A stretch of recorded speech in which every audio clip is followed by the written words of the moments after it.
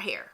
And this is not just for curly hair. If you have straight, curly, wavy, this just might work for you. And I'm confident that it will work because I watched a million YouTube videos before making this video, doing all of my research, and I've read so many comments of people testifying that their hair is now so much longer, it grows faster, it's holding its length. So before I even try this for the first time, I'm confident in knowing that it does work. Now, one of the main channels that I ended up watching was by a YouTuber named Jazz Mary. She's doing like a whole series and really showed the results of growing back her hair. She's actually fairly new to YouTube and she's getting amazing views on these videos, so bravo to her. I'll make sure to link her video down below in the description box.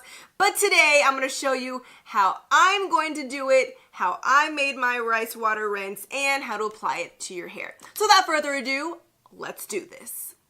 So obviously you're gonna need some rice. I'm using organic long grain brown rice. I was told you could use white, basmati, wild. It really doesn't matter, but I will be experimenting with different rices next week, so make sure you come back. Then you're gonna grab a bowl of some sort that you can clean the rice in, and then some water. This is just filtered room temperature water. And I'm gonna start off with a half a cup of rice. Most people just kind of eyeball it, but to give you guys some idea, here is half a cup, and then I realized, probably should put a little bit more. So I did another half a cup, making it a full 1 cup of rice. Now I'm going to add some water just to rinse it off, get rid of any impurities or anything that might be lurking on that rice, swishing it around with my hand. And you could see when I separate the water from the rice, that's everything that we don't want. So I'm just gonna dump this out. Next, you're gonna grab a jar, mason jar, anything with a lid will really work, but you can get a mason jar from the dollar store, Michael's, Joann's, any craft store. And then we're gonna add all of our clean rice into the jar. Most videos I watched didn't even measure anything. They just kind of eyeballed it so that the lower portion of the jar was filled with rice. And then you fill the remainder of the jar up with filtered water. Slap on the lid and voila. That's all there is to it. You just made your own DIY rice water rinse. All right, so there you have it. It's really quite simple. It's just rice and water in a jar. I am gonna leave it in a dark, cool cabinet overnight because you wanna let it ferment for 24 hours. I've seen so many different ways of doing this. Some people just do it for 30 minutes and then apply it to their hair, just do like a quick rinse.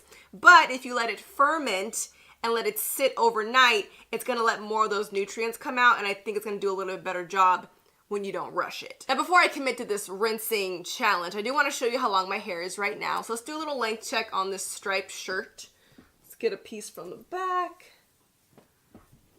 And it goes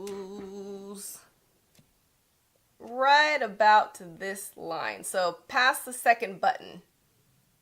Yeah, so we'll see if it grows. I don't really have my bangs out today. Let me bring this forward. Bang check. Bang check. All right. It definitely is time for a cut. I actually might end up getting a haircut before this, which might ruin my whole experiment, but we'll test it. So I'll come back tomorrow once my rice water is fully fermented and we'll see how this works. Alrighty, I'm back. It's day 2 and it's time to open up the rice water. Now this has been sitting for a good 24 hours. Some people do 2 days, 3 days. Some people just do it for like 30 minutes, but the longer it sits, the better and like the stronger it's gonna be. But I've also seen from several videos that this is about to smell like poop. Like I've heard this is just an unbearable smell. And y'all know I'm really big on smells, so I'm nervous. But I have also heard that if I would have added essential oils or orange peels, it actually gets rid of the smell.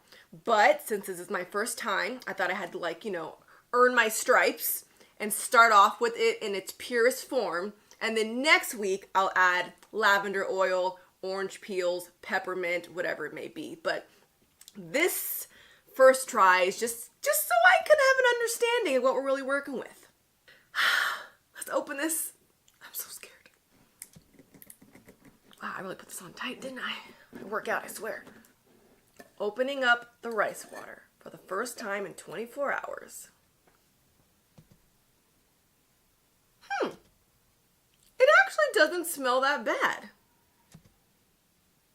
It just smells like rice and water. Well, that's good because I was really scared from all the videos that I've watched. So maybe if I were to let this sit longer, it might smell worse. Or if I use white rice, maybe it'll smell worse, but I'm not gonna complain. So at this point, I'm now going to strain it in this little contraption here. It has a little strainer at the top. And I'm going to do this without spilling, because this is everything we need, just the water part. And now I'm going to apply it in a spray bottle so I can apply it to my hair. Wow, this is a great little contraption. I don't even know where this is from, to be honest. Probably like Home Goods, Target. Now we can apply it to our hair. Now, one of the main questions that I personally had when looking at all these different rice water videos was when to apply the rice water. Some people like to do it before they wash their hair as a pre-poo. That way you can like rinse it out completely with shampoo and conditioner.